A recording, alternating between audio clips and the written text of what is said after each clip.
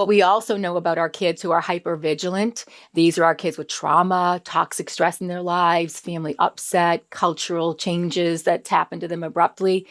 We know that they are what we call hypervigilant.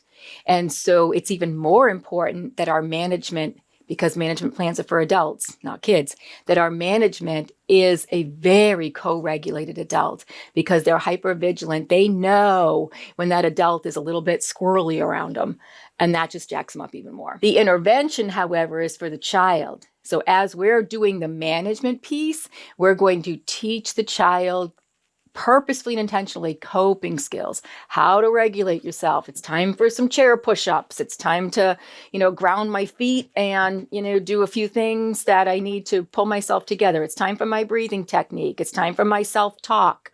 It's time for whatever it is we're teaching them. Those are interventions. And the more they are able to do that, then we reduce our management. So now my management went from co-regulation to giving the child cues like use a strategy, which is a great script. Once the child has strategies, I can say, use a strategy. And now the child has some strategies. And then eventually I don't have to even use the management anymore because the child has had enough intervention that they can figure it out, that they have coping skills for regulation.